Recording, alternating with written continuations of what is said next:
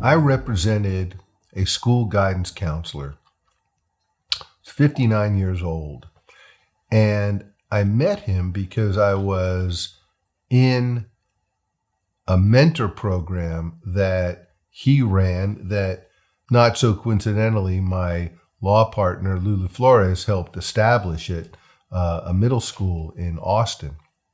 I got drafted into it as a result of that, and it was a great experience. I mentored a 12-year-old seventh grader who was at that school. But by being in that program, I met this guidance counselor who ran it.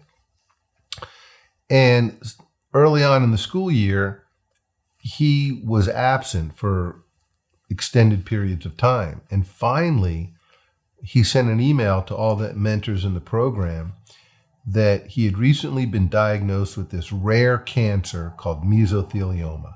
He had no idea how he developed it or where he could have been exposed to asbestos, because of course asbestos is the singular cause of mesothelioma in almost everyone who is diagnosed with it.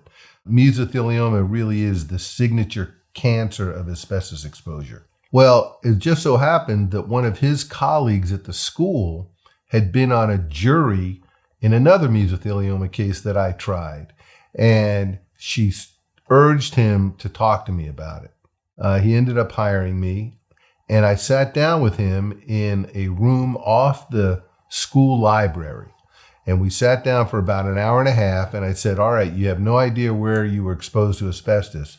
Let's just work backward. This was 2007, and we went backwards every year.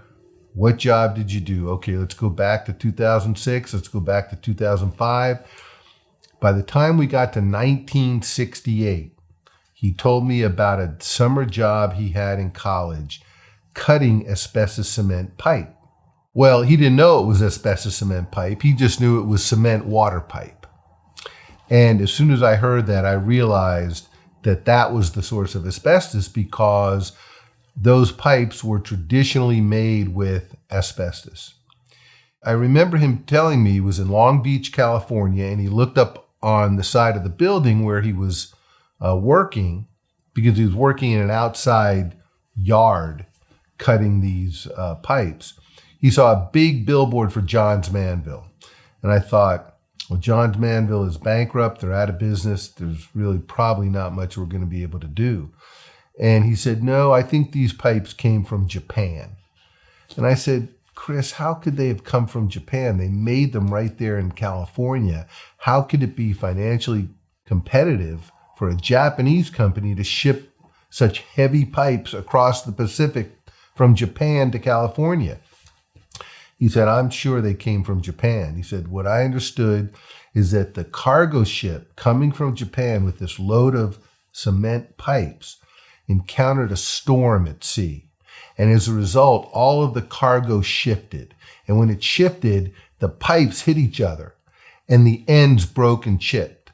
So when they got to Long Beach, California, his job was to recut the ends of every one of those pipes. And he spent 4 months doing nothing but that. And all he had was a face shield.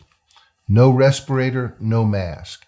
Well, when you're using a high-speed carbide grinding wheel or blade to cut a cement pipe, it shoots a jet stream of dust right at you. So the face shield blocked the tiny particles of cement, but not the dust that he was breathing all day, every day for 4 months. And what we discovered is that the Japanese government in the early 1960s was heavily subsidizing their industries to get competitive after World War II.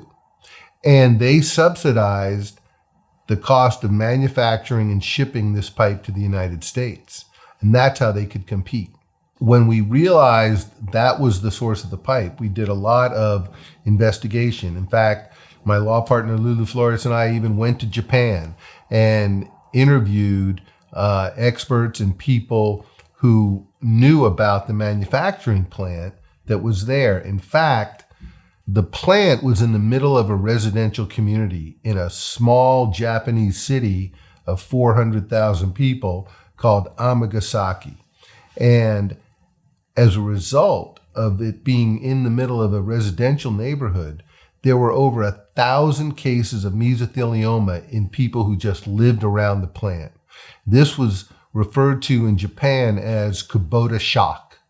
That's the rough translation, because so many people had been exposed to this deadly asbestos in the middle of a residential neighborhood where they were manufacturing it.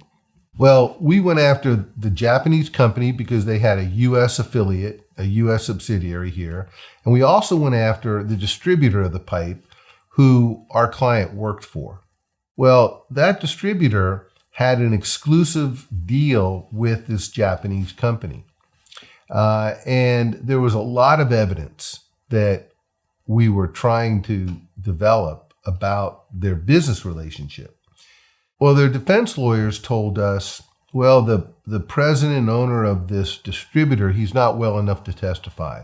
So his daughter, who was secretary of the company, is going to testify. So we were taking the deposition of the owner's daughter, who was secretary of the company, to try to find out where all the records were about the business relationship between the distributor, her father's company, and the manufacturer in Japan.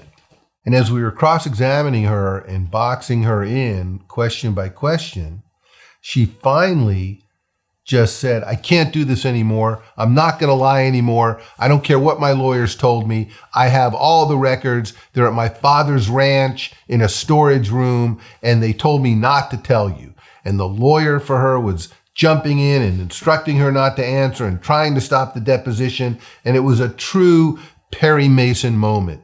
And that just opened up the case. And as a result, the case settled for a very significant amount. And it was, the settlement actually occurred after 3 exhaustive days of negotiation. The decision makers for the Japanese company and their insurance company asked us to come in to a settlement conference between Christmas and New Year's, because the trial was starting at the end of January or the beginning of February. So they asked us to meet them halfway in Hawaii. We flew to Hawaii. We spent 3 days in a basement conference room of one of the hotels on Waikiki Beach, never seeing the light of day, never seeing the beach, never getting to really enjoy Hawaii. But we negotiated nonstop for 3 days and finally produced a very significant settlement. And we were able to report to our client the settlement at night. It was about 9 o'clock at night in Hawaii, which made it about 1 a.m. in Texas where he was. But we called him and he was elated at the result and that he was able to see the closure of the case and the result of the case.